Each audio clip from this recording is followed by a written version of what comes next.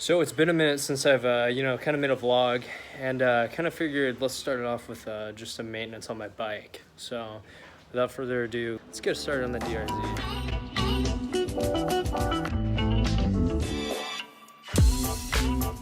I had this issue with my 3x3 Airbox mod where basically what happens is that every time I blip the throttle whenever I'm going, or even if I just gas it a little bit, just lurch forward just a little bit when I'm at like a stoplight, I noticed that my bike was basically running a little bit too lean.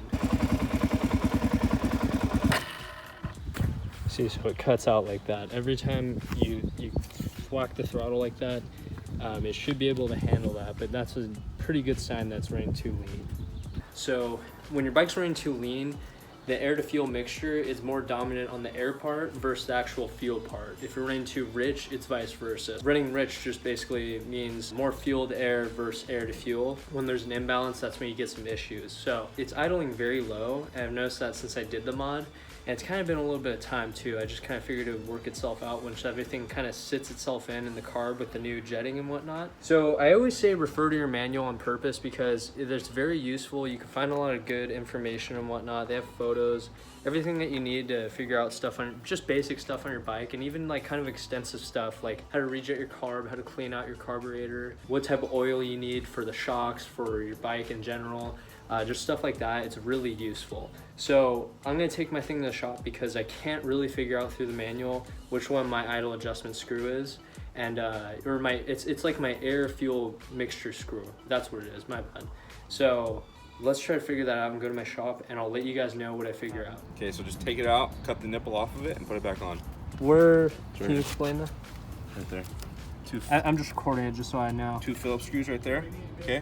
Okay. So there'll be a little diaphragm in there. It has a little nipple, and the nipple will be pointing that way. Okay. Just grind the nipple off. Just grind the nipple off? Yep. Okay. And then underneath.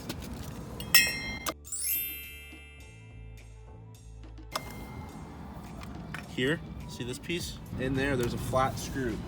There's a special screwdriver. Oh, so wait. So how do I take off that part? Is there still a cap over it? No. So it's just open? Yeah, it should be open. There should be a flathead screw in there. Okay. And you just back it out. So do this first, right? There's a special tool, like it's like That's literally meant for it? It's meant for it, yeah. Okay. If not, you got to kind of like loosen the carb, twist it, adjust it, That's put it back in. Yeah, it's because kind of a my bitch. buddy who helped me out with it, he was like, yeah, I really hope we get the idle right because it's gonna be a bitch. So try it. I mean, honestly, like between 2 3/4 to 3 Okay. is usually where it's good. Okay. Setting.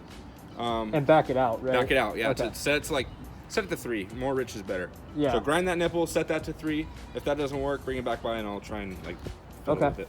Cool. All right. Cool. So Tyler, Axis Motorsports, really solid dude. Always helped me out with my DRZ and just giving me advice. I like what he was saying about grinding the little nipple down in the diaphragm in here and backing that out a few. That's what a lot of people on forums and whatnot have been saying to do if that's the correct issue. One thing I actually wanted to try first though was I wanted to try adjusting the idle a little bit. For those of you who don't know, in the photo I said this is the part that you need to back out. That's the air fuel mixture screw right here.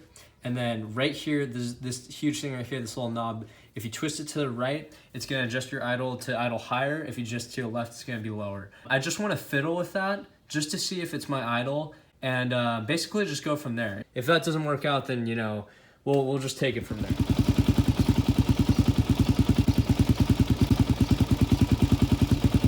By the way, you have to put it at operating temperature.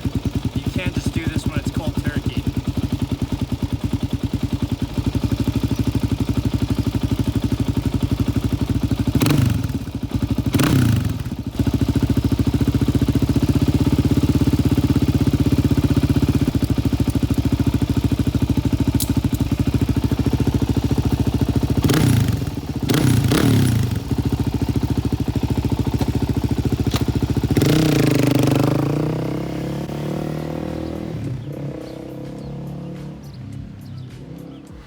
Dude, okay, so I think I just cracked the Da Vinci Code, man. I was ready to just like move my carb around. I was ready to just mess with like the air fuel mixture screw. And really just after I changed the idle, the bike has been running fine. No blips in the throttle or anything. So I think that might have just been the issue, man. Moral of the story, fix the small things first. So I noticed that, you know, my bike was cutting out whenever I was blipping the throttle. Typically it's running too lean because of that, but in this case, man, I mean, I got it up to running temperature, and once I just changed the idle, and it was just back to, you know, around 16 to 1700 RPMs, that's what it should be at. Anything around 2 is a little too high, anything around 1200, which is what I was at before, a little too low. I think that solved the issue, and I'm just gonna call it a wrap right here, dude. I mean, I'll definitely ride it around and see what's up, but I think this solved the problem. So for anyone who watches this video, read the manual, dude. It really helps out. Teaches you just little things about your bike that are good to know. Something as simple as, you know, just changing the idle on your bike can be the solution to the problem, because, you know, I jetted everything correctly. Everything was done properly with the 3x3 Airbox mod. And this whole time, I did not know it was just a simple idle adjustment. I hope you guys enjoyed this video. I hope you learned something from it. If you guys have any questions or concerns in the comments below, please let me know, and I'll see you guys next time.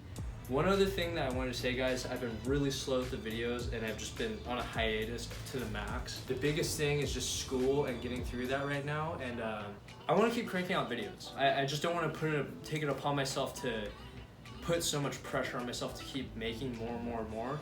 So I'm going to be kind of lax about this, but I like making videos like this because it's really cool to share the knowledge that I find out about this bike.